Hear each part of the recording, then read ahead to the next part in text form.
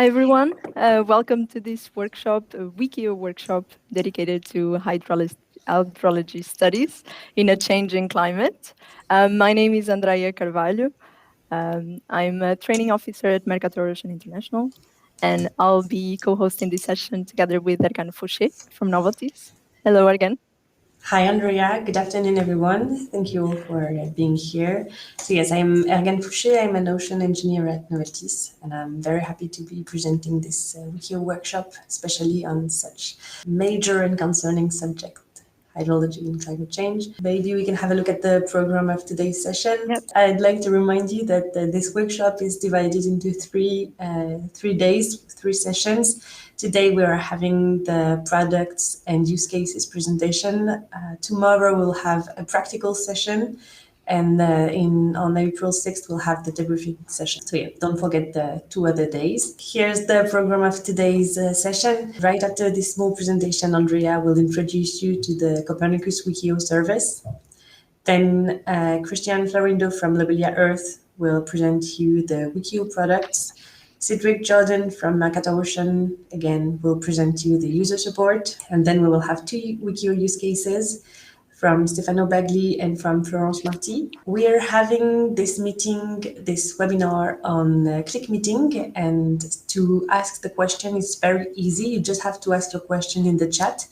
As long as you put the question mark, it will be recognized as a question, and after each presentation we'll have some Q&A sessions, and we'll answer all the questions with the question marks. Don't hesitate to ask as many questions as you want. We're here and we're happy to answer. On the top of your screen you will find an orange or red button which reads WEkEO material. And this link, this button would lead you to the Padlet. So the Padlet is a website on which you can find all the resources that have been prepared for the workshop. So you will find the replays of the session, many presentations, many videos, tutorials, etc. So don't hesitate to have a look and save the link, because all the information you will ever need for this workshop, they will be on the Padlet. Exactly. And that's it for the guidelines. I can leave the floor to Andrea for the WEkEO presentation. Thank you.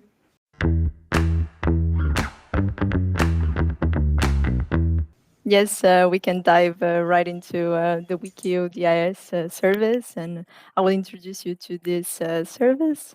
If you're not familiar with the WEkEO yet, the WEkEO is a DIS, so Data Information Access Service, a platform where dedicated to the Copernicus and to Sentinel data.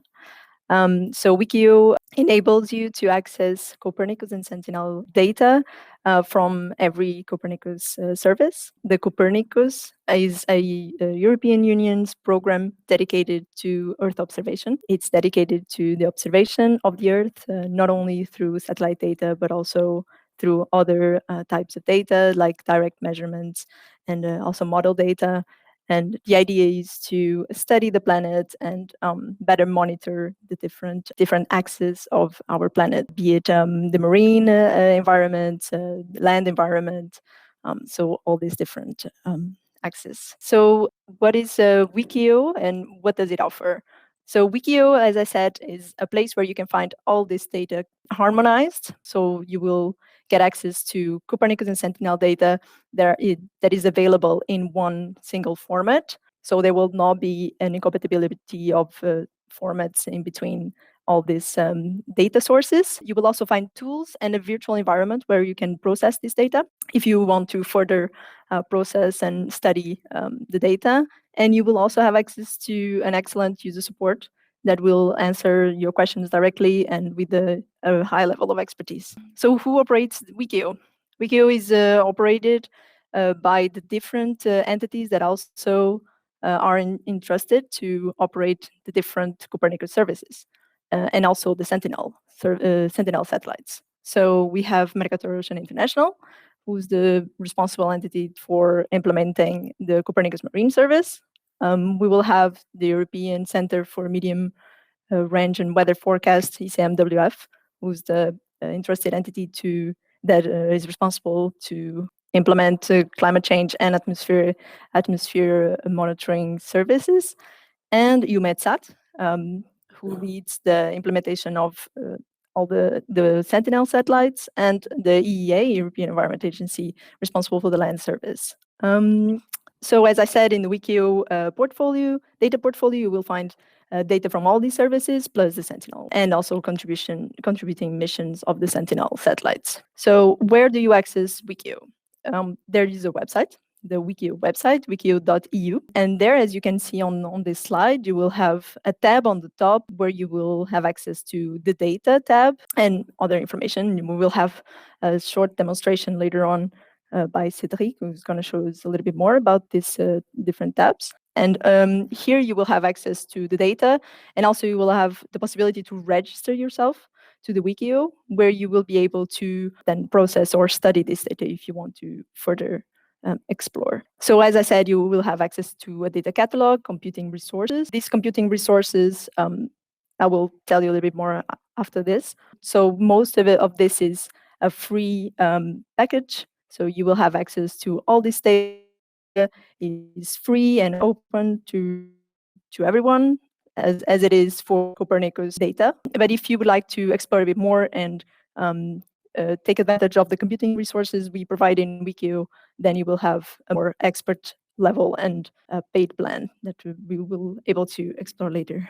So as I said, the three main assets of WEkEO are the direct access to data, Copernicus and Sentinel data, which are not a copy. They are brought in directly from the data sources. This data is in the same format, so you will not have incompatibilities among the different data providers and data sources, and you have a direct access to a user support, which is linked to the different services, so the different data providers. As I said, you have a component of WEkEO, which is totally free, and you can have access to the data, browse the products, also have access to a Jupyter Lab where you can display the data. And if you would opt for something a bit more expert level, where you would be able to have access to virtual machines and computing power, then we will then opt for something paid. So there are different plans you can choose, and it's also possible to adapt to your necessities depending on what you need, if it's more CPU capacity or RAM or storage. And but I will let you explore this on the website. So yeah, as you can see, most of it is accessible for free and for everyone, except on the part of the computing resources. So as I said, you will also have access to the Jupyter Lab.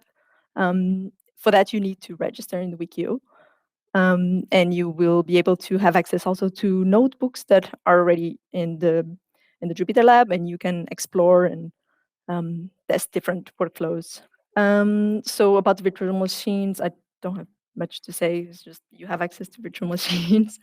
And yes, there's also, as you can see on this slide, there's a link where you can access a whole gallery of Jupyter notebooks that have been prepared already on the different thematics, on atmosphere data, using land data, ocean data, and so you can explore that as well.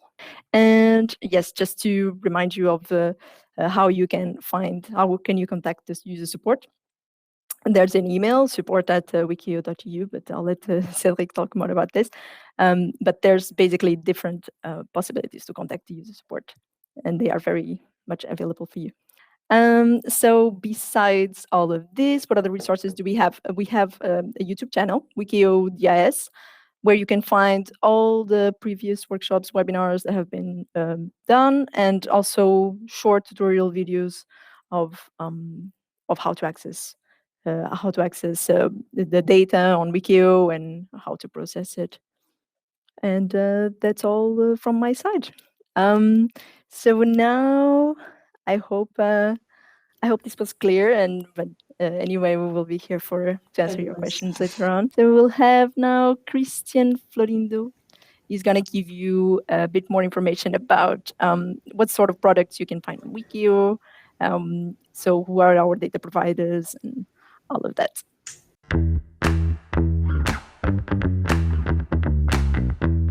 Hello, Cristian. Hello, everyone. Good afternoon. My name is Cristian Florino, and I'm currently the data portfolio manager at WEkEO. So basically, my responsibility is to look after the catalog, looking that the metadata is up to date and that it gets updating adequately through time.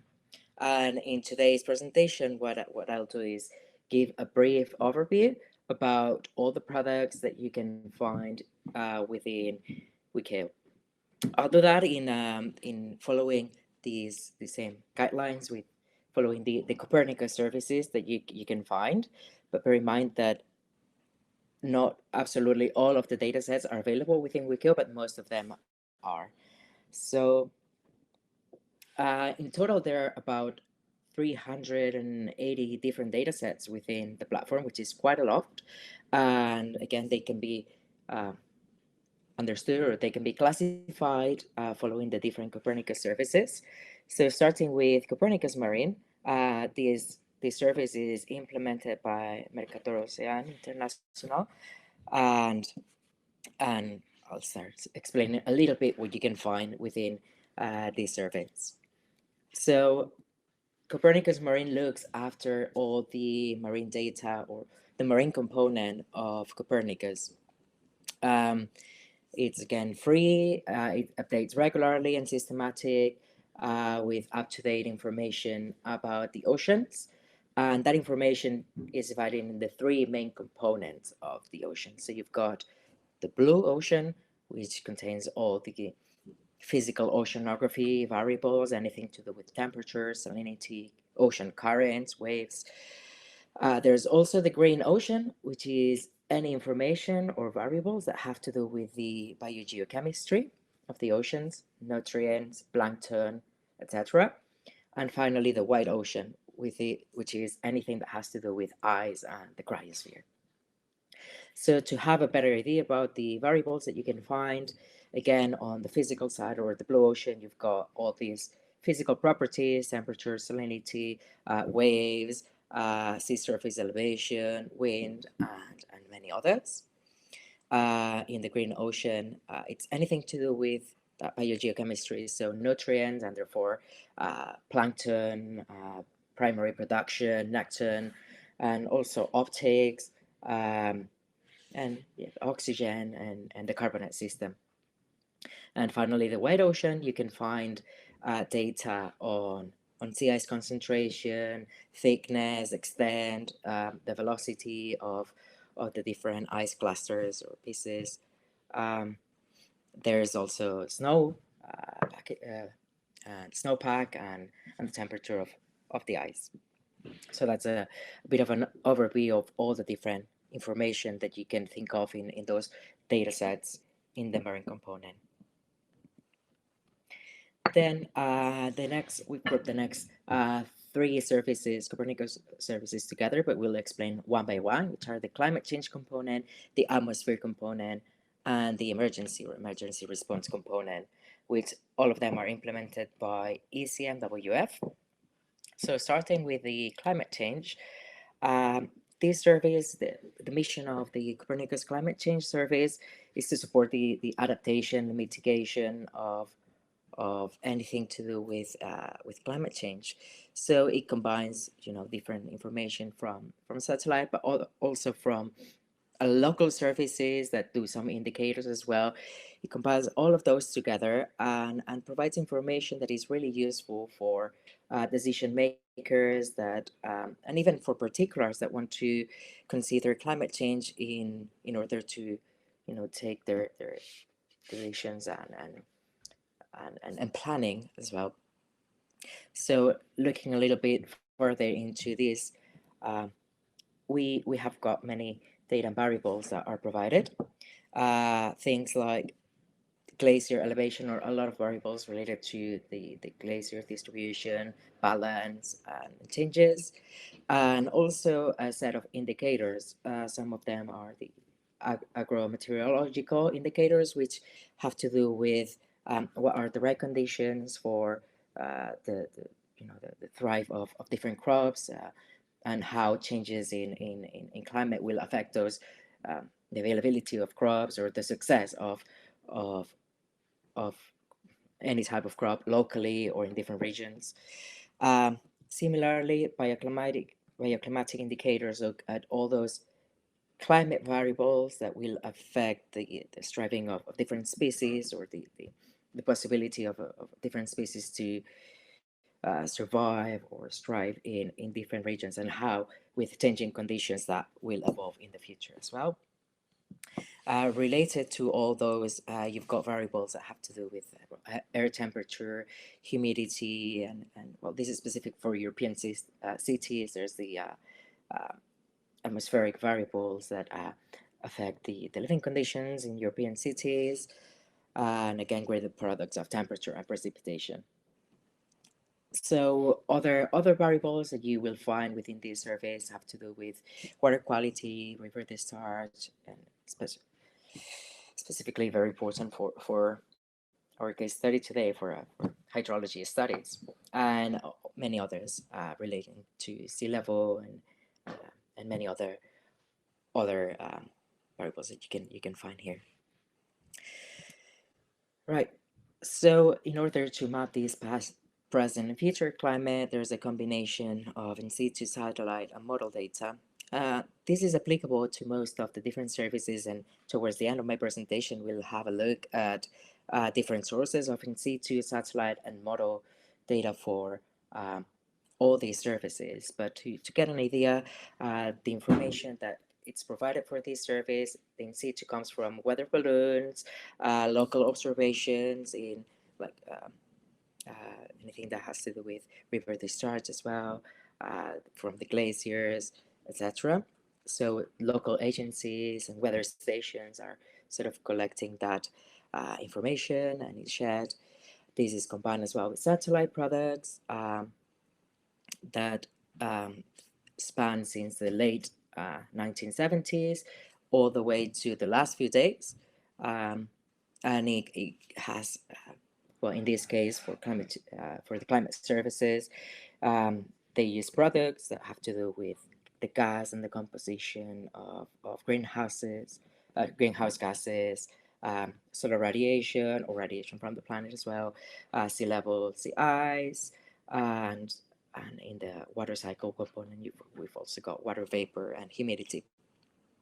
So finally, models are used for different things, such as forecasting, mostly for the next few days, weather forecasting. We also have climate projections, so it's more in the longer term and in the future. And they are used also for reanalysis, which is the combination of these. I will continue then with the next surveys, which is the atmosphere part of Copernicus. So the atmosphere monitoring surveys. This survey looks at the atmospheric part of well, the atmosphere composition, in terms of composition of gases and forecast as well. So there are 5 main areas that this service operates on. One of them is the air quality and the atmospheric composition. So it has to do with gas composition mostly. Then there's another component that looks into the ozone layer and the changes and the evolution of this layer, and also how it relates with the UV radiation. Then there's another component that are emissions, the emissions of greenhouses and surface fluxes of these gases. Another one for solar radiation, and finally climate forcing. So this service provides daily information about the atmospheric composition, monitoring and forecasting of these systems, looking into greenhouse gases, and so on, and air results. It also provides near real-time analysis and for the forecasts. So near real-time are products that are provided almost in real time with a small delay. So they can be used for almost immediate action. And also forecast for the next few days, sort of like weather forecast. But in terms of the air completion and the air we breathe. It also, I mentioned, for other organizations, private organizations, to do with solar energy and solar radiation, but also in other sectors that have to do with health, agriculture, and renewable energies. So looking more into this atmospheric component, I don't see that, but it has four main different production systems. So there are four production systems in how these data are actioned. And there's one that is global and another one that is regional. So they're pretty much very similar. The regional is for Europe only, and the difference is that whereas the global one uses one main model, the regional one has, I believe, up to 7 different models, so they can run probabilistic analysis, and it can look also at the uncertainty in a better way. So both of them use analysis and forecast, as well as reanalysis. One of the most famous ones, possibly from this service, is ERA 5, which is a global one, where you can see weather and atmospheric variables in the past, and it's a reanalysis. There are other production systems, which are the supplementary, such as the greenhouse fluxes and the climate forcing components. And there's another production system that looks at the emissions, both from global fires, factories as well, or any other anthropogenic sources. Hopefully you hear me now again. We're looking now at the next surveys, which is the emergency management. So this surveys looks at natural disasters and man-made emergency situations, and perhaps you've seen this service in action anytime there's been any natural disaster like wildfires or floods, or in my case, for instance, one that was close to home was when the eruption of the volcano in La Palma in the Canary Islands in Spain. There were constant updates by these surveys made public to the general public, but also to decision makers and civil response agencies to take action anytime there's this sort of situation. So there's two main components of this. One is the mapping component, so they provide information about how these different hazards evolve in space and time regularly, so they can be provided to civil protection authorities, and planning and mitigation can be done accordingly based on satellite imagery. And there is also another component, which is the early warning systems or early warning components. And what these components do, they take all this information, all these variables, and try to provide information more in terms of prevention or preparation, so that these systems can look at awareness of different risks in advance before they occur. So examples are the European flood awareness system and the European one for forest fires as well, and also the one for drought. So all these systems plan to aim to provide information in advance of risks, and then different authorities can take action. They also complement with other global systems in the same sort of flood, drought, and wildfire preventions and monitoring. So looking a little bit on the indices or the variables that you can find on WEkEO have to do with the floods and the fires early warning systems. So you can find indices that have to do with fire danger or for fires, and information on river discharge, whether it is historical, if you want to look at the past and use that information for planning, or forecasted, if you want to see what is the risk in the next few weeks or months. There are also seasonal forecasts and reforecasts. So reforecast is a forecast using past information, and then you can compare that with what actually happened, so you can get an idea of how those work. In terms of fire danger indices, you've got global historical data, but you get other indices that have to do with fire hazards and fire weather indices.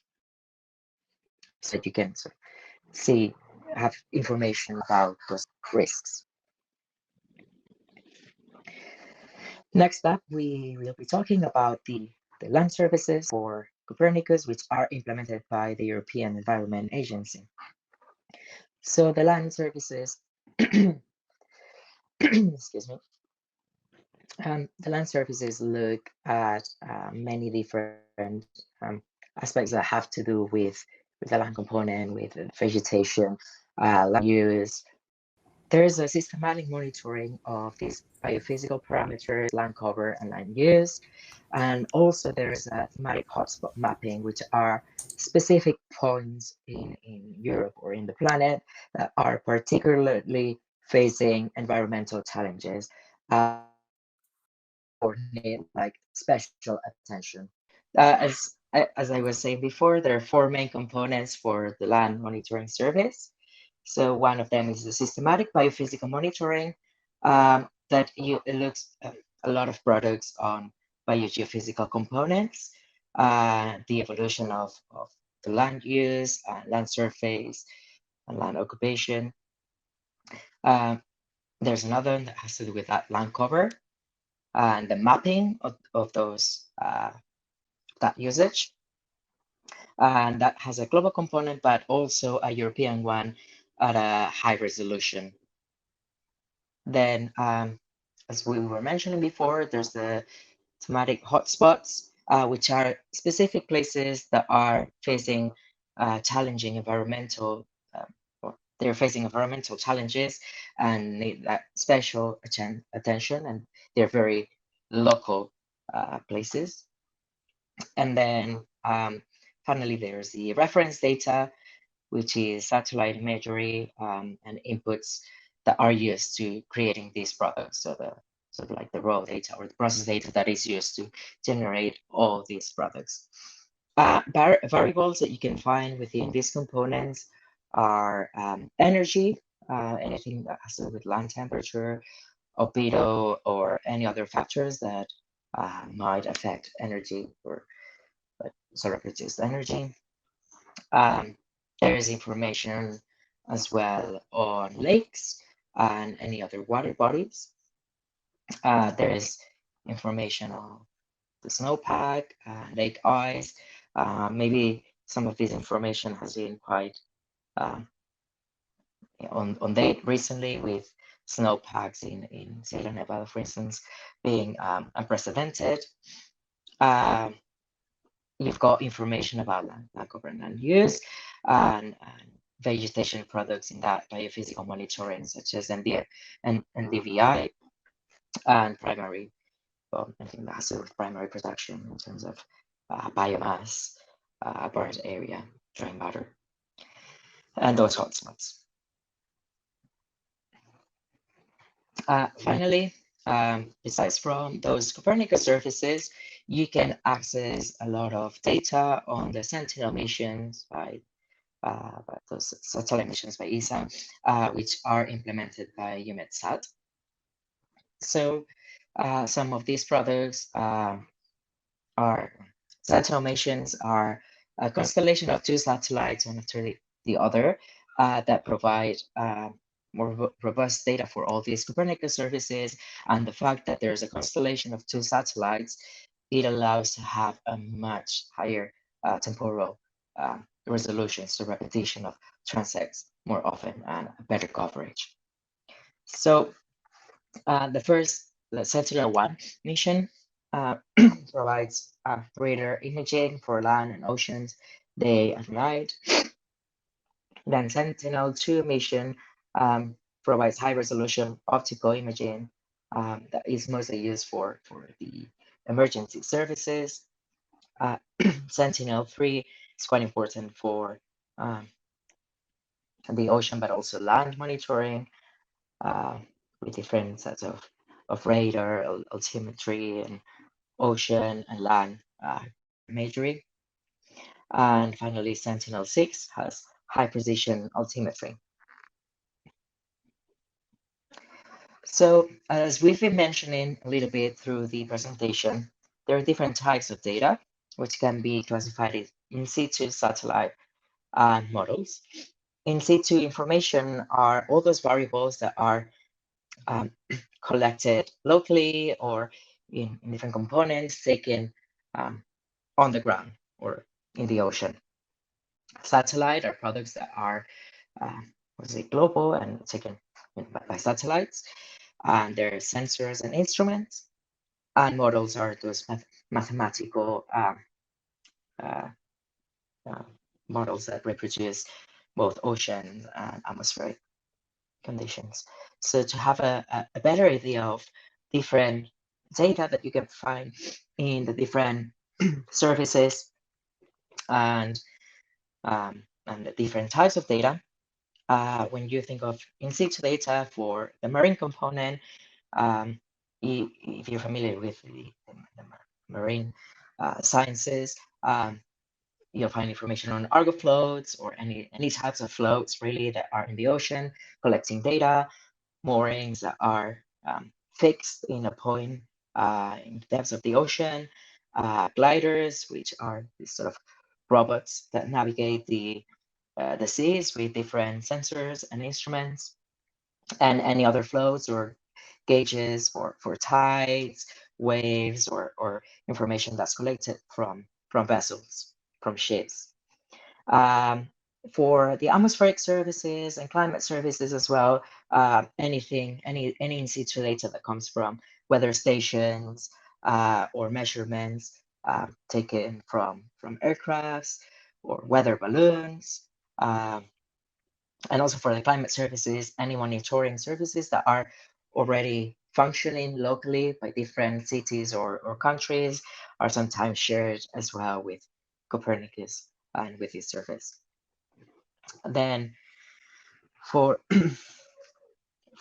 the some service, you've got in situ measurements of the hydrological cycle, such as precipitation, salt moisture, water in the reservoirs, river flow, and groundwater levels.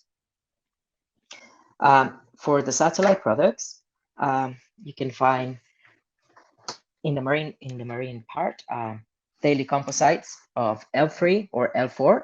These are different types of processing of satellite data, which are gridded and some derived products that you can collect from this. For instance, from the ocean, the OCI product, ocean and land color instrument, you can figure out the concentration of chlorophyll. That's a derived product, and this can be gridded into interpolated products like the L4, which doesn't have any gaps from clouds or anything. And these are averaged daily or monthly. Then other satellite products for the climate services are the gas composition and solar radiation. And for the atmospheric services, we can find the radar, polar, and just stationary satellite data from many different components that you can think of for weather and climate forecasting. For the emergency services, satellite products and variables that are used for this have to do with forest fires and soil moisture. And finally, for the land services, you've got vegetation indices like NDVI, LIDO, land use, land cover, and information on lakes, rivers, and water bodies. Models. The good thing about models as well is in the marine component, they provide a 3D view, whereas the ocean just looks at the skin of the water. Models can look at depths and can represent different processes that are happening there. So you can find data on global ocean models, which also simulate observations. For the climate change services, there's a few reanalysis and projections mainly, but also these use historical data for the reanalysis, and the same for the atmospheric services. So these two services go quite hand in hand.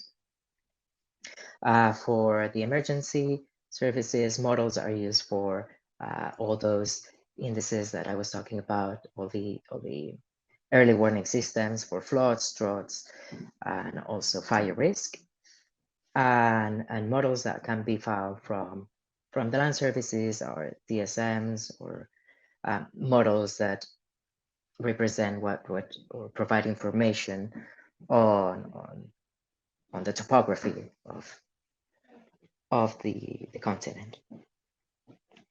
So now to look a bit at what is that temporal and spatial coverage, I'm gonna go directly to the data discovery platform.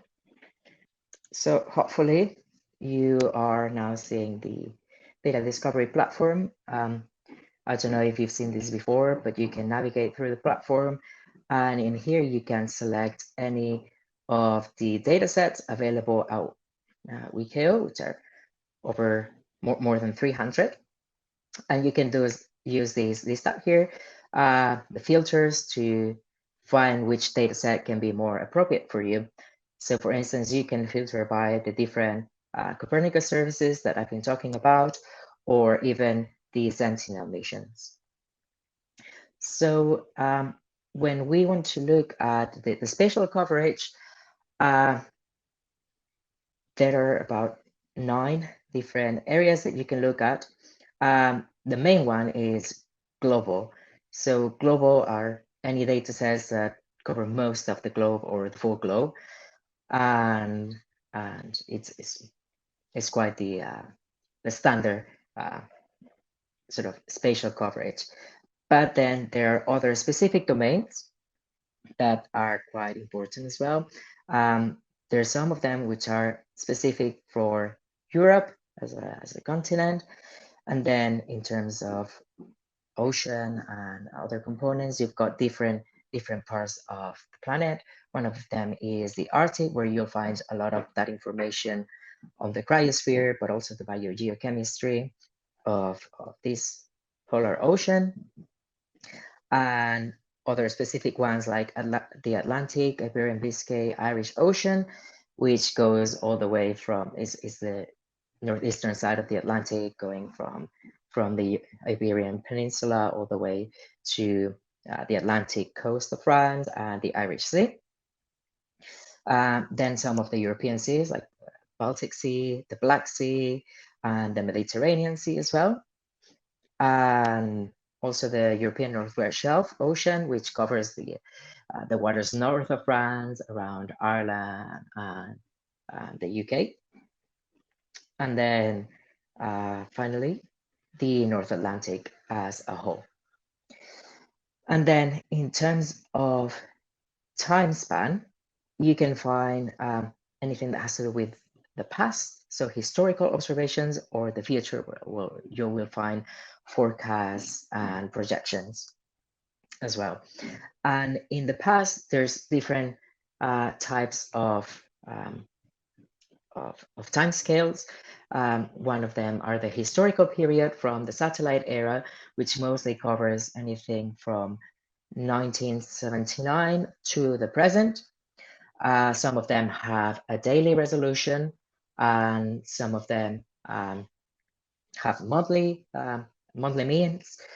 But also you can find near real-time products, and these are really important for updated day-to-day immediate actions that the immediacy is quite important for those decisions. So the near real-time products are provided almost live with a small delay of a few hours or a few days, just for that processing and that uploading of the information. Usually those in the real times are only available for the past month or the past year, but then those products are usually... Sorry, Cristian. Sorry for interrupting you. Yeah. I just wanted to say that we are running a bit out of time. Okay. I think we'll have to stop your presentation here. Yeah, Sorry for perfect. that. It was just my last bit. Yeah, thank you very much. Thanks a lot for your presentation. If you We could take stay some around a questions. bit. Yeah, we can take a few questions for Cristian. Yeah, sure. So I've seen we have many questions about the format of the data that are downloaded. Oh yeah, I had seen that one. Okay. So here's one of the questions, but there are several the same. So maybe this one first. What will the type be when it's downloaded or RGB? That depends on the data you download, but usually most common format I think is .cdf. Yeah, I agree. That's also from my experience what I've seen. On the format. Okay, apart from the format, here's another question. Emergency service data are usually not public. Are they available through WEkEO? Right. So what if you go to the data discovery platform, the kind of information that you can find on the emergency services are two types. One is historical and the other one is forecasted data. And the kind of information that you can find on this are fire danger indices. So a historical reconstruction of the meteorological conditions that favor the start, spread, and sustainability of fires. You can find, in terms of the flood awareness system, you can find river discharge and related data to river discharge, forecasted, but also historical. This is information that is used for those awareness systems. And then also for, there's quite a few different reforecasts, forecasts, etc. For anything to do with this flood discharge. And finally, you can find information on droughts, if I'm not wrong. So basically, in those awareness system that I mentioned, information on those. Also, there's on the website of Copernicus and the specific service of the climate. No, that's a different service. Sorry, yeah. Okay, thank you for this answer. This one I think is interesting because the workshop is focused on hydrology, and so this question is, apart from the river discharge, are there any earth observation related to, products related to hydrology? I think there are precipitations, you have snow, etc., but maybe you can have more precise answer. Yeah, that's correct. I think one that is quite important would be soil moisture. There's also to do with water availability in reservoirs, and anything that has to do with the cryosphere, snow cap, precipitation, evaporation, and there's, I mean, I'm sure you'll hear about case studies here as well, but there's one for the Heineken brewery that you can find available on the Copernicus climate change service. And it's quite an interesting case study because they use these services from the climate change service of Copernicus to see how their impact is going to be in the future, how changes in the water availability is going to be, and how that is going to affect their production, but how they are also going to impact locally. And they use that for planning, but also to derive different nature-based solutions as well that would benefit them and the population around them. So I think that's quite an interesting case study where you can see a bit of this hydrology-related data. But there's quite a few. And if you go to the data viewer, there's a tab that in the filter window, you can select a hydrology, I think, and you can see different information there as well. That is more specific. I hope that answers your question. Yeah, that was quite complete. Thank you very much. Maybe one last question. This one is also about hydrology. Is it possible to download or to access lake surface temperature through WEkEO? I would need to check that. I think so, but I'm not 100% sure. I know that I would need to check that. Okay, thank you very much. I'll check. Yeah, I'm not sure about that specific variable, but I can bring that to the briefing in the next date. Okay, thank you. Anyway, if for all the questions that have been and haven't been answered, we will find the answers on the Padlet. We will summarize them and answer them all on the Padlet. So it's okay if you don't have the answer today. You will have time later to answer. Exactly. And also, like you said, Cristian, there's going to be a debriefing session, so maybe we can also try to address them then. Great. Let's see if there's any questions here in the audience. Sorry. Oh yeah, is it free to get the data? Yes, it is. So you can download the data for free. Yes, you can download the data for free. You would only have like a paid plan if you would like to process this data. So if you want to have, and if you want to use the WEkEO environment to do that, the computing resources of the WEkEO, because you can also process it on your own environment, I guess. But yes, you can access the data for free. Someone was asking about the Jupyter Lab link. I think we shared it on the comments, so take a look. As I said, you have to register on WEkEO to have access to this part. But yeah, you will see it's very easy to do that. Sorry, I was saying maybe this question about the local Jupyter environment.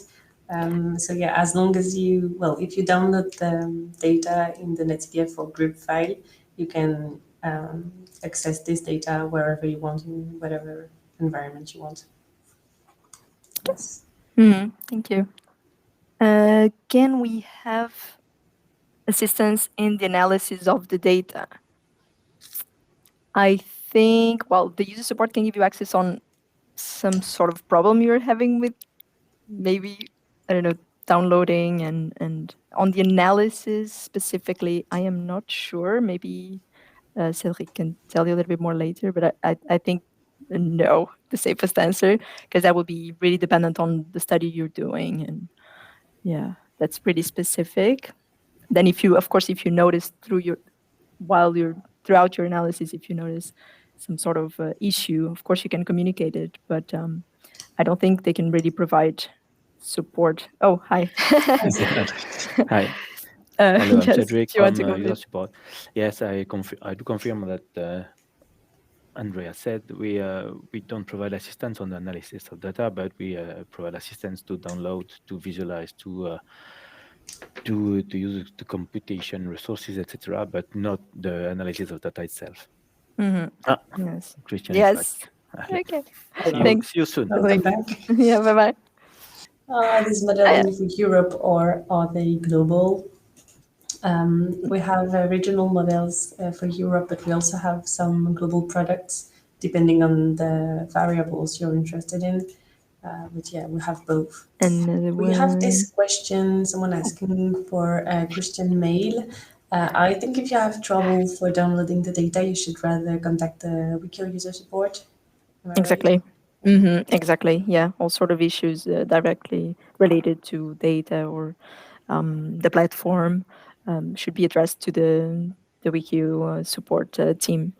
But Cédric will tell you a bit more about that later on. We have this one maybe. How can I get wave height and water level from Blue Ocean? The Blue Ocean. Well, in the Copernicus Marine Service, you will have certain products which include wave height and water level. And water level as well. Yeah. So you can take a look at the Copernicus Marine Service data catalog. I will put the link here. So it's the service that provides data and knowledge on the marine environment. So directly to the marine environment. Copernicus.marine.eu, and you can explore the catalog, and you also have a dedicated team of user support to help you in case you need a specific product or you don't know if it exists. Or all these presentations and the replay of today's and tomorrow's session will be available on the Padlet, like Ergane mentioned in the beginning. On the Padlet is where you can find all the resources related to these workshops, so also the replays of these sessions. So in case you cannot stay for the whole session, you will be able to follow it later. Thank you, Cristian, for your presentation and for being here. Thank you all. Apologies for the issues with the connection. No worries. Bye-bye. Yes, now I can introduce you to our next guest. Is Stefano Bagli. He's gonna tell us more about his project.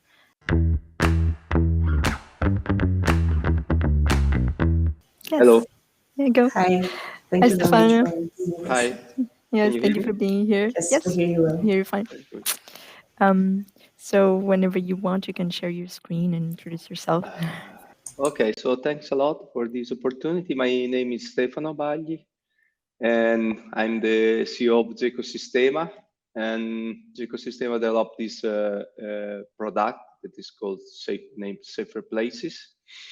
And basically, we exploit Earth observation data sets, artificial intelligence, and also digital twin technology for deploying in what we call flood risk intelligence in urban area.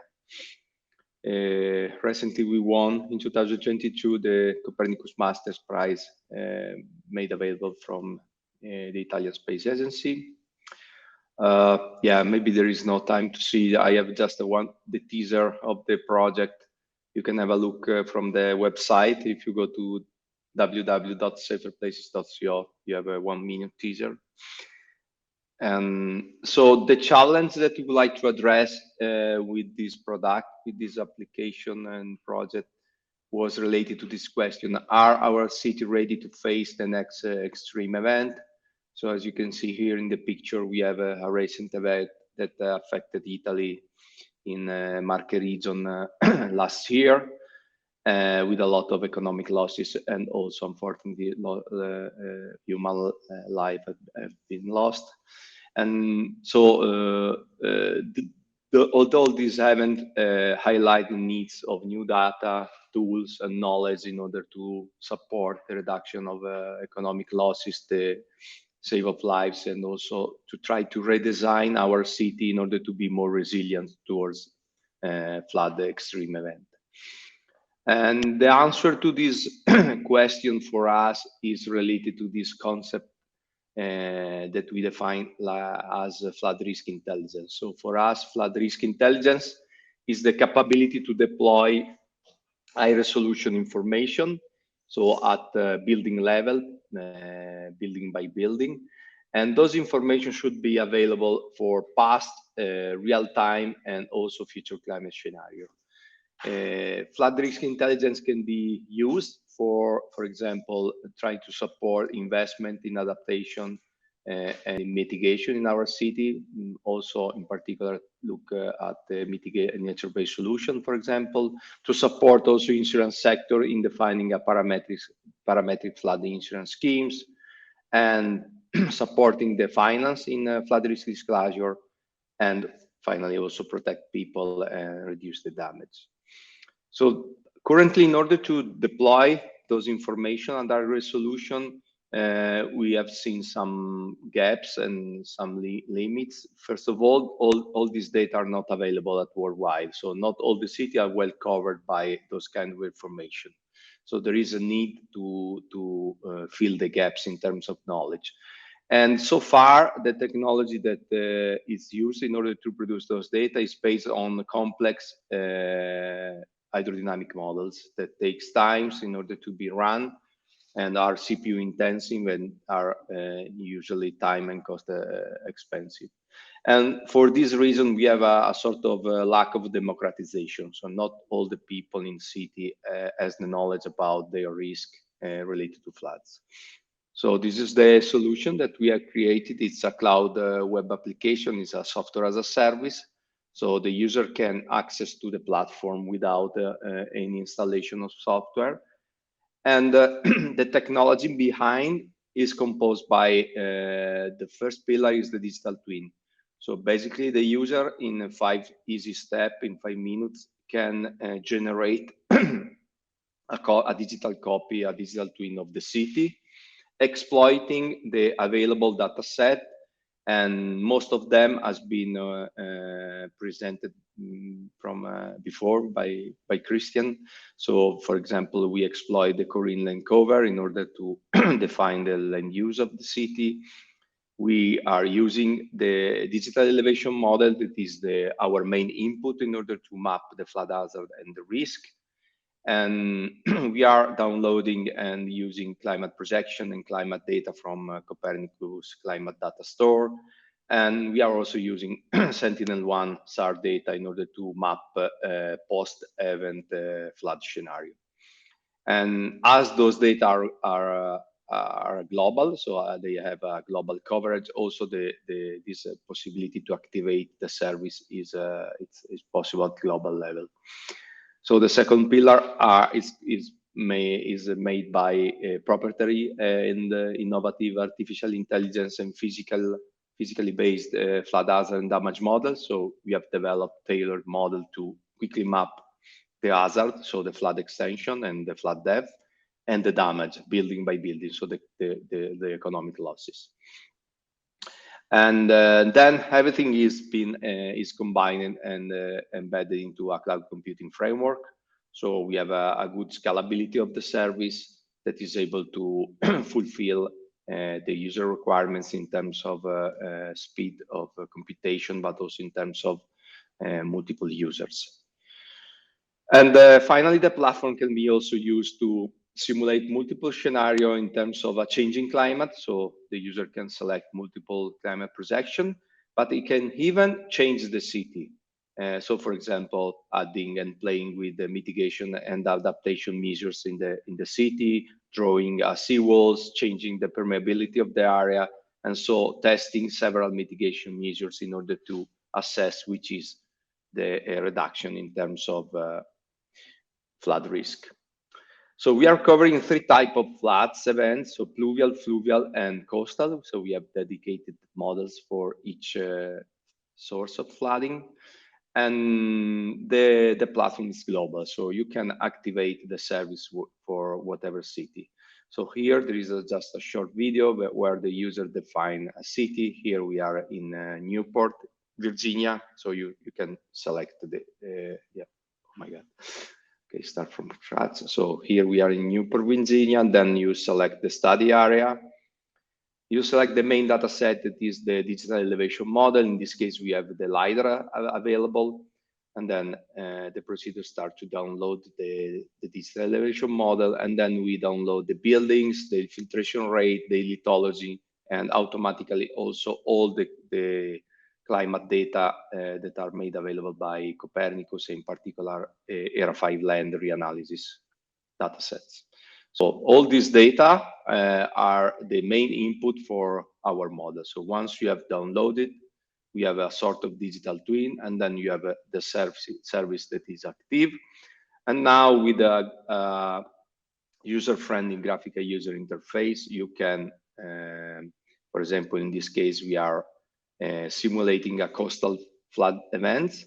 So the user define the extreme sea level in terms of so elevation of the sea, and then run the simulation, and in few seconds, yeah, now yeah the visa is going too fast. I'm also running a rainfall event, so the user define a rainfall intensity. This is the results for a coastal flooding in this area, and this is for rainfall event, so the pluvial risk. Yeah, maybe we can have a look here in the platform here. So this is another application in Portsmouth, a US city, but you can activate also in your city. And as you can see, you have higher resolution data set. So building by building is possible to quantify which is the water depth associated with this building. And for each building, it's possible to compute the economic losses according to a specific damage function and according to a value of the exposed asset. And the user can even draw, for example, mitigation measures. The most common is, for example, levees or physical barriers. So in this case, we have, for example, you have a specific button here, and then you can draw your barrier. Once you have generated the barrier, you can rerun the simulation with the barrier, and then, for example, you obtain a simulation like this. So this is with the barrier for this neighbor, and this is without the barrier. And you can compute also the different damages with and without. So this is without, and this is with. So you can see here, this area is completely, the damage has been reduced. We have other possibility to mitigate the damage for the flood hazard for pluvial. We have the possibility to change the rainfall intensity, the infiltration parameters, so you can change the land use. Or you can, for example, insert some water tank, for example, that are able to ingest the water and reduce the flood extent. So here, with this tool, you can change the permeability of the soil and the infiltration capacity. This means that you are doing some regeneration urban plan, something like that. Yeah, so these are the mitigation measures that we are able to simulate. We are also able to characterize building by building potential passive mitigation measures. So we can characterize the buildings in terms of capacity to be more resilient towards floods, like, for example, with the dry or wet proofing, with an adapted use of the ground floor, elevating the building, and other mitigation measures. So this is another case study that we have developed together here in Italy, in Rimini. We supported the design of Parco del Mare project. That was it's a sea promenade regeneration urban plan. This is the flood extent of a extreme flood event related with a return time of 100 years projected in the future. So with the climate change, as you can see, the city is under threat by this event. So with the regeneration of the sea promenade, they elevated the elevation of the seafront and also of the channel, so the user can draw the barrier and then rerun the same simulation with the barrier and check which is the difference in terms of reduction of floods and also reduction of economic losses. So the tool can also be used for a sort of cost-benefit analysis and comparing the investment towards the reduction of economic losses. Yeah, these are just the two images, with and without. This is the extent, this is the damage. And so that's all. If you are interested, the platform is available for a demo, and it's we offer 30 days of use of the platform. You can activate in your city and test, or in your study area. And in case you have some questions, just contact us. Thanks a lot. Thank you, Stefano. Thank you very much, Stefano. A very interesting case. And yeah, we have already 2 or 3 questions for you, if that's okay. Is the access to this platform free? So I think Safer Places platform, I guess. Yes. So Safer Places started as a research project. So we received funds from EIT Climate Kick. And after the end of the project, now we move towards a more commercial application. We are in the commercial field, but we offer a demo, and we offer the possibility to use the platform for 30 days. So feel free to register, and we will give you a dedicated demo, and then we will provide you the password to use the platform. Yes, so I guess that resumes our second question, if it was a commercial service. Yeah. So another one, is Safer Places cover? Does it cover East Africa region? Yeah, we cover the entire globe. And so there is a possibility to activate for whatever city worldwide. The difference is related to the resolution. So where are available, we'll try to exploit the high resolution data set. So in Europe, in US, we have high resolution LiDAR, topographic data. At the global level, for example, we have 30 meters resolution thanks to the global dams that are available.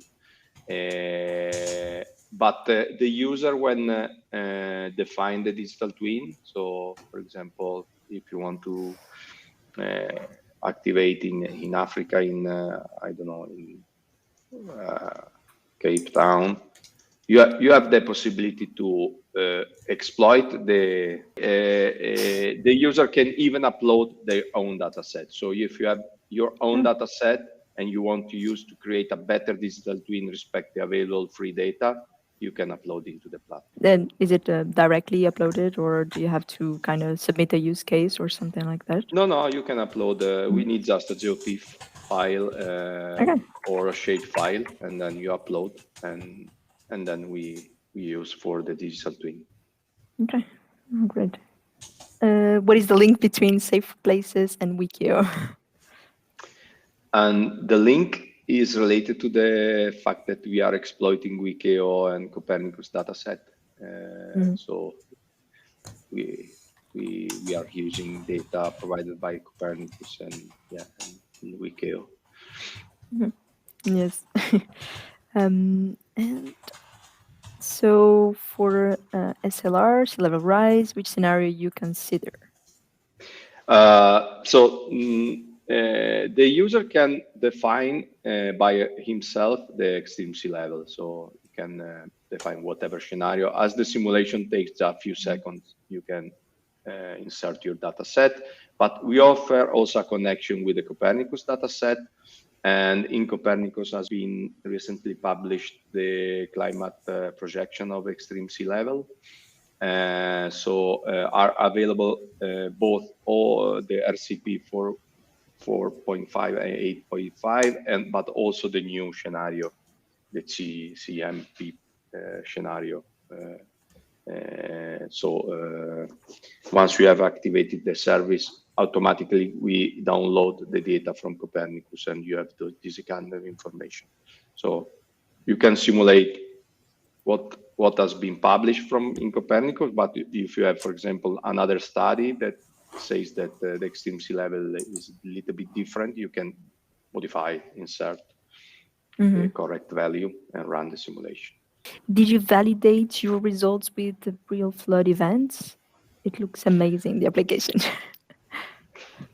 Yeah. So we have if you want to read some paper, we have a list of paper that has been published, because during the EIT Climate Kick project, we worked together with, I can copy, with the university and the research center. So we have done a validation with other numerical models, basically.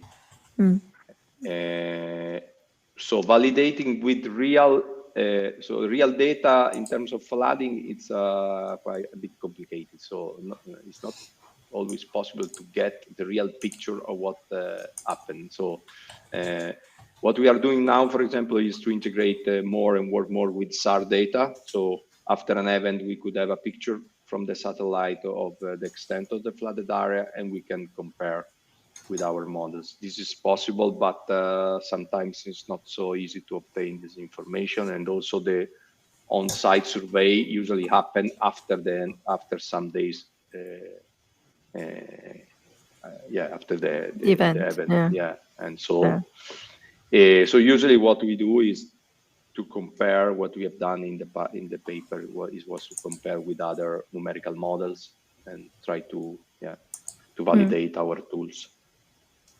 I guess in situ measurements could be a bit complicated. Situ measurements are not always available. Yeah, but anyway, we have done some tests, and you can read the paper. Yeah, thank you so much, Stefan. Really interesting project.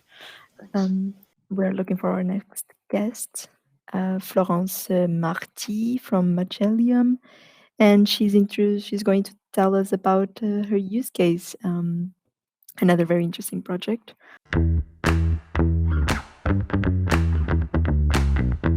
Well, thanks.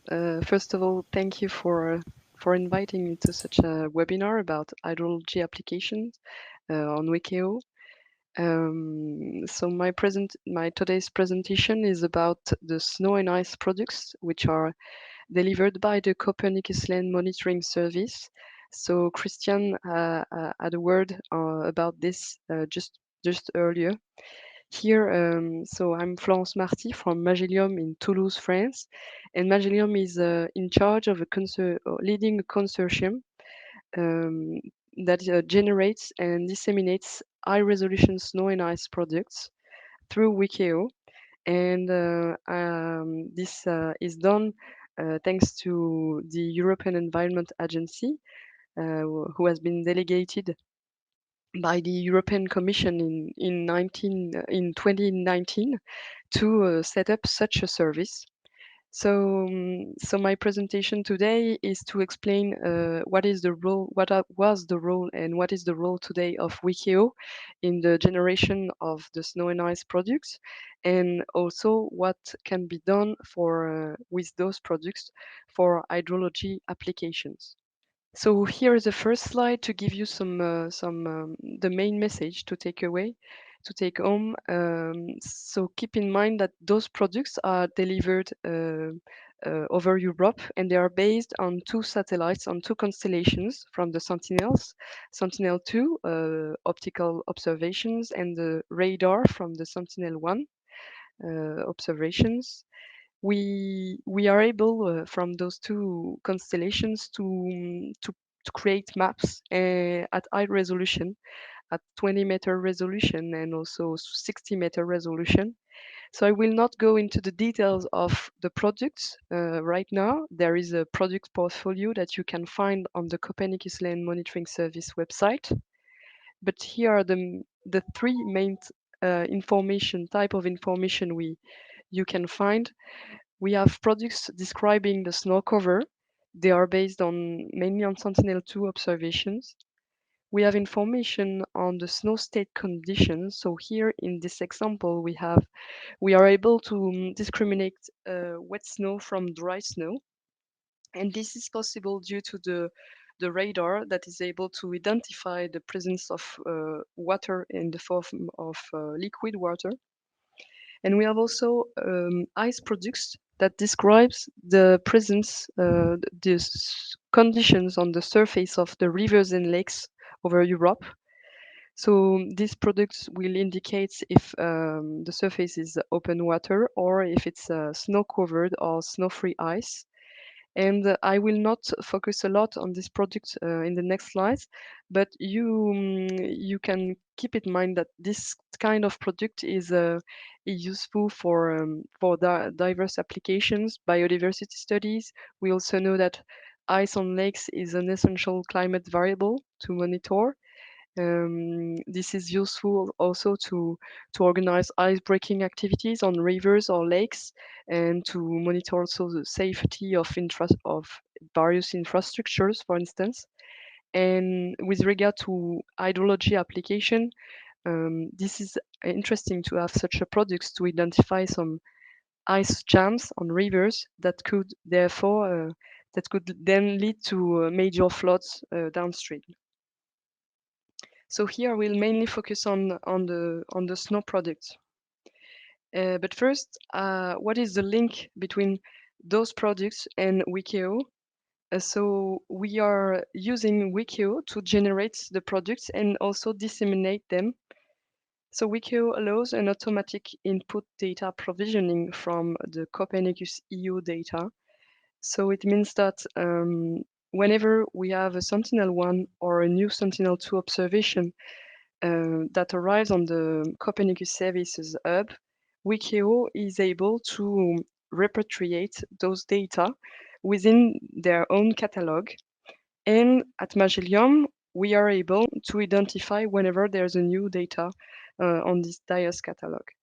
So to give you an idea, over the area we are computing over Europe, the EEA 38 plus the United Kingdom, it represents about 500 Sentinel-2 products and 200 Sentinel-1 products a day.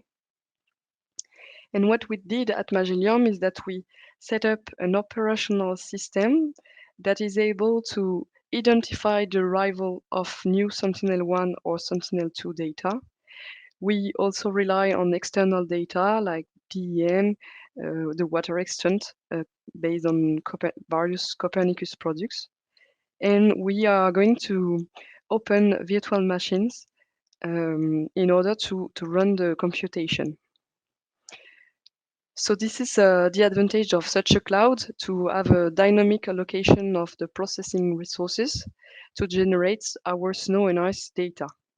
So our catalog is quite big now because we computed the archive of Sentinel-1 and Sentinel-2. So it means that we have snow and ice products from September 2016, and it corresponds to a large amount of data in this catalog. And the final advantage of using WEkEO is that they provide also a different way to disseminate the data towards end users. So we have a WMS, a web mapping service, an DHDA API that you can use, and also the WEkEO portal to visualize the product. And what is important here is that for us at Magellium, it was quite challenging to operate on this cloud. Actually, this is a flexible system we set up, and we did it in two phases. First, we integrated the computation of Sentinel-2 data, and then we integrated the Sentinel-1 data. So this is a flexible and scalable system.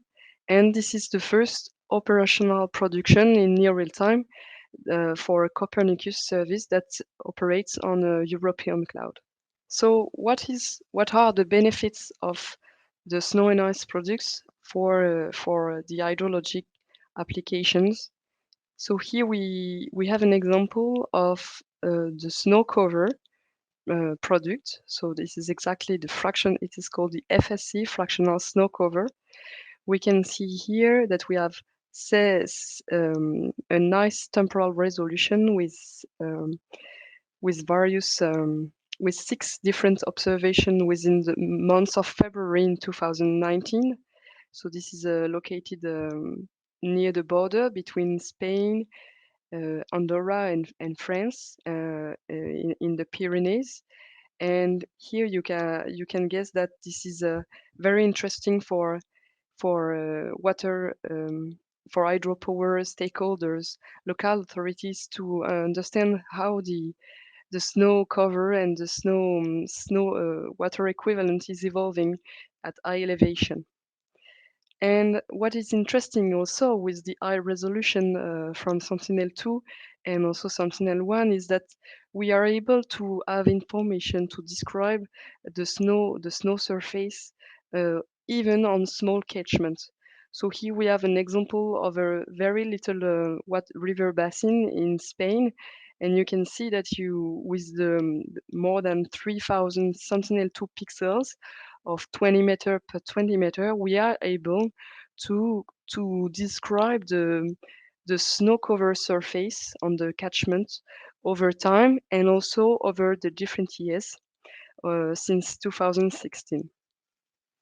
So this is clearly something very interesting for local authorities who would like, for instance, to know what is the amount of snow remaining at high elevation what is the level of filling of my reservoir, and how can I manage the amount of water I already have. Can I wait until it melts, or should I give it to for agricultural or other purposes? So here are in my two next slides, there are some practical examples of end users, people who are using snow and ice products for water resources assessment, management, but also optimization of the hydropower production. So this first example is the Environmental Protection Agency of the Aosta Valley. They are using the fractional snow cover products in different ways. So on the right, you can see that they are able to, they have some runoff and snow water equivalent models to simulate the snow water equivalent over time. In blue, you can see how it evolves over time this year in 2000 over the current hydrological year. And we can see, and we all know, I think that this year is quite it's quite exceptional. We are very low and even out of the spread given by the 20 previous years.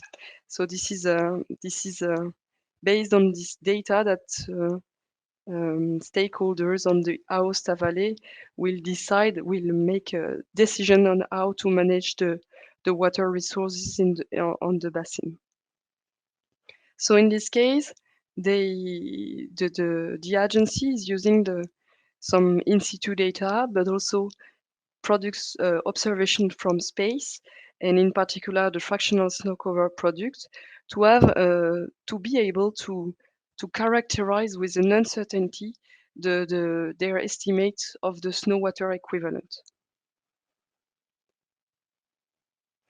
Here, this is a second example, a commercial one. This is the WEkEO company.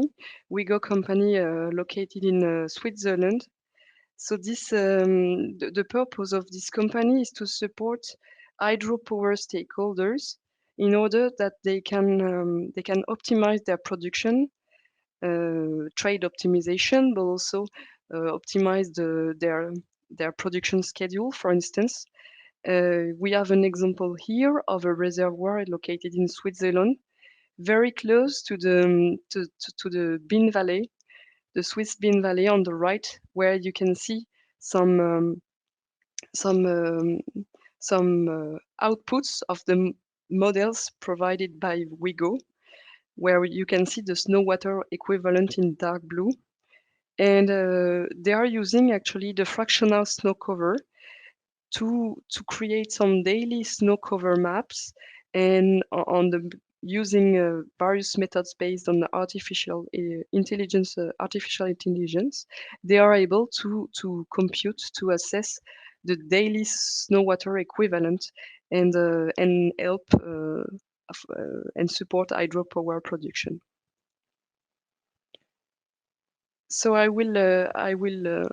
my last example is on a product based on the radar, on the Sentinel-1 radar. This is called the SAR wet snow product, and here we will focus on the purple pixels that describe the presence of wet snow. And we are early March of last year, same period, and we can observe that when the time goes, the presence of wet snow is increasing.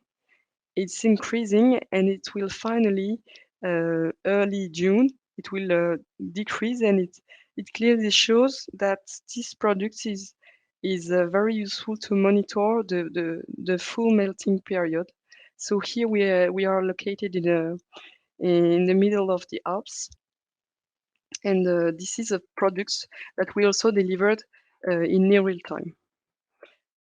So what is the near real time?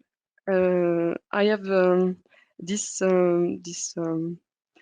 information to give you. This is based on the fractional snow cover product. So this is computed from the Sentinel-2 observations. And whenever we have a Sentinel-2 observation on the ESA hub, they are going to be repatriated on the DIAS.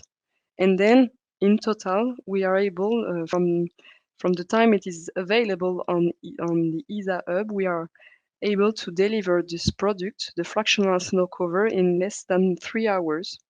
So this time includes the time of repatriation of the data on the cloud. And what is more interesting for users, of course, this is the total time spent between the sensing from Sentinel-2 and the moment it is available on the different interfaces. And in average, we are able to deliver the fractional snow cover within 6 hours after the sensing over Europe. So this is very interesting for people which who have a time critical application in hydrology. So this was my last slide. I hope it was clear enough, and you can contact me if you have further questions, and also you can find the details of the products, the snow and ice products, on the Copernicus Land Monitoring Service website, and there's also an help desk if you have specific questions. Great, thank you very much, Florence. Yes, that was very interesting. We certainly have a few questions for you, if that's okay. What is the difference of your SWE products with the HSAF snow products released by EUMETSAT? Can you mention pros, cons of two products for applications? Okay, so I am not very familiar with the SWE products delivered by HSAF, but maybe it was not clear enough. The Copernicus Land Monitoring Service is not delivering SWE products for now.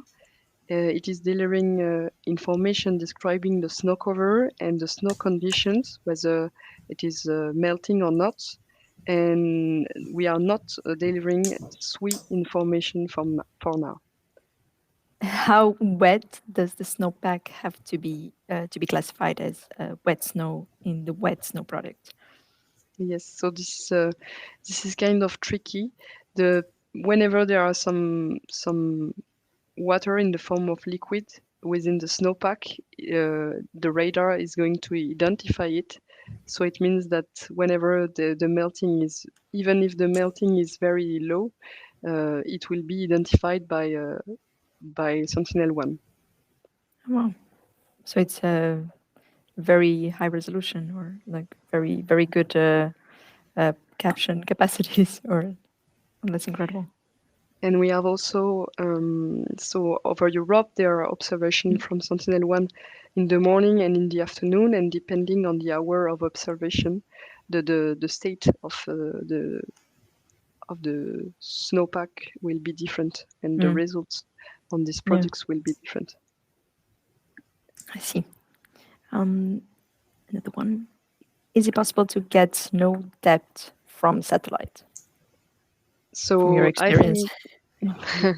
I think this is possible, but for now, this is not something the Copernicus Land Monitoring Service is delivering. But I think this is possible. For instance, if you are able to, if you have a very precise digital elevation model and you can identify the topography, you can make the difference and have an idea of the snow depth. But this is, for now, this is not planned for the Copernicus. And I think that's all for questions about your presentation, at least. Thank you very much, Florence. Thank you very much, Florence. Yes, thank you. And Ergane, we're going to pass to our next guest. Oh, yes. So I will just switch. Oh, no, I don't need.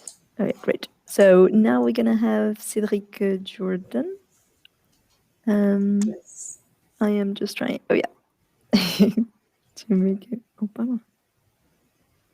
So Cédric is our user support manager of WEkEO. And he's going to tell us more about, sorry, I have my assistants again. He's going to tell you more about how you can contact the user support and can post all your questions and find articles as well. And okay, great, we have it. And welcome, Cédric, whenever you want.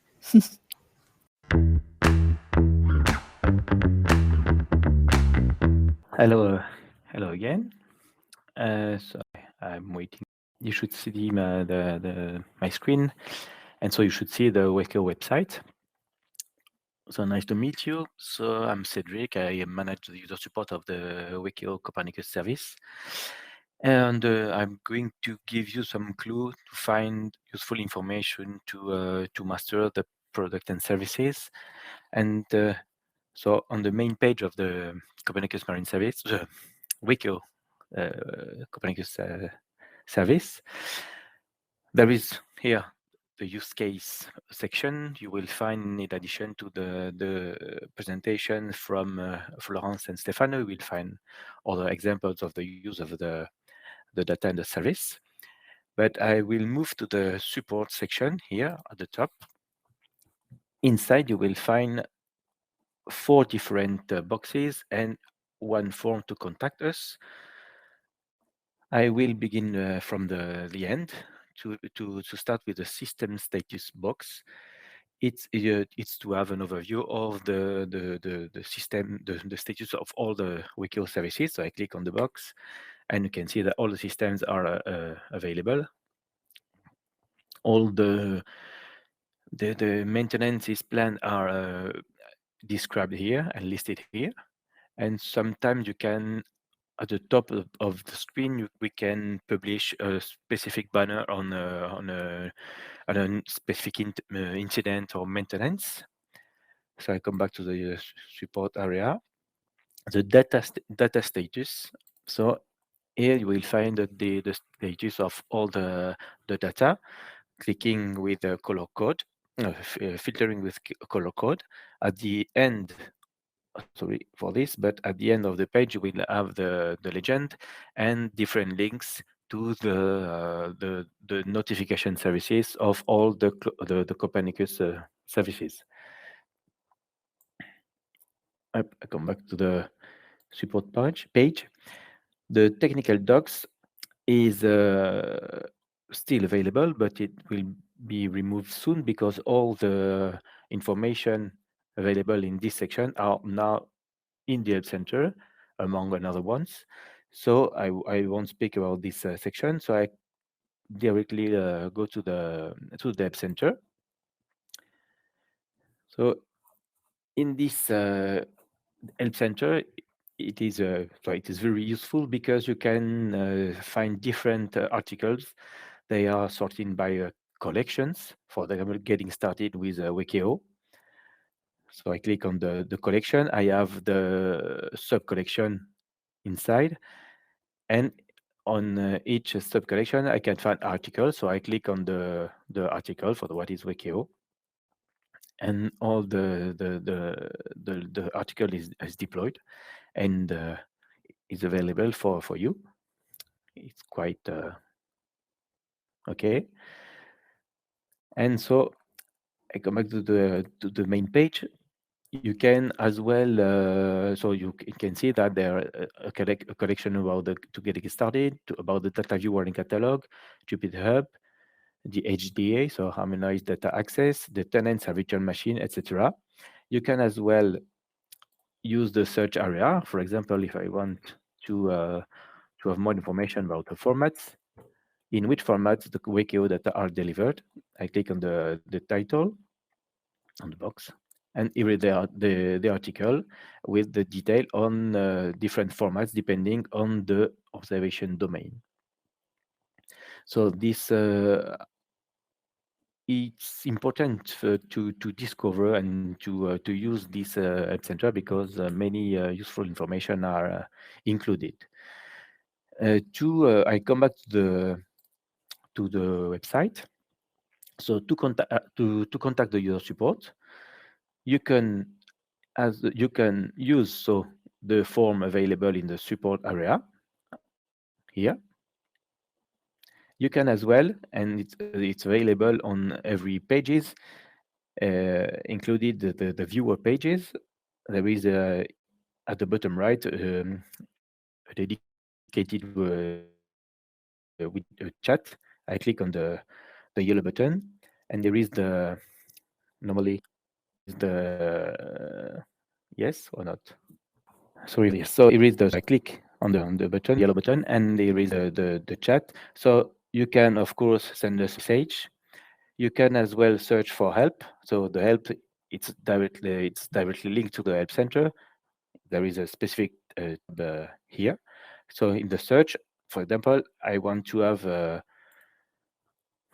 for example the same help on the format. So in which format the WEkEO that I have delivered. So I have the article and I can open it directly in the chat. So do not hesitate to contact us using this chat or the form, and you will encounter a member, or you will meet a member of the team. And if we don't have the answer at the first level, we will find the right expert to find the answer to your question. So many thanks for your attention.